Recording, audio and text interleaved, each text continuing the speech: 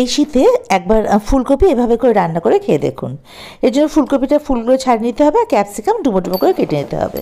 গোটা গরম মশলা একটু থেতো করে নিতে হবে।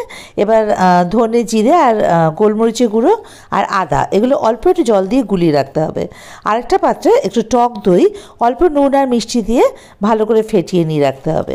এবার রান্না শুরু করা পালা। তার জন্য কড়াইতে তেল দিয়ে আগে ওই ভাপিয়ে রাখা ফুলকপিগুলোকে একটু হালকা লাল করে ভাজতে হবে, অল্প একটু নুন দিয়ে। এবার ফুলকপি ভাজা হয়ে গেলে এটা আলাদা পাত্রে তুলে নিতে হবে। যে ফুলকপি ভাজার তেলটা থাকবে তার মধ্যে ওই গোটা গরম মশলা থেতো করা, তেজপাতা আর ওই গোটা গোলমরিচ ফোড়ন দিয়ে গুঁড়ে রাখা মশলা, টক দইয়ের মিশ্রণ এগুলো দিয়ে ভালো করে কষিয়ে নিয়ে ভেজে রাখা ফুলকপি দিয়ে আবারও ভালো করে কষিয়ে নিয়ে ক্যাপসিকামটাও দিয়ে দিতে হবে চেরা কাঁচা লঙ্কা। এবার সব কিছু ভালো করে মিশিয়ে অল্প একটু চিনি দিয়ে একটু জল দিয়ে ঢাকা দিয়ে রাখতে হবে যতক্ষণ না ফুলকপিগুলো সেদ্ধ হয়ে যাচ্ছে।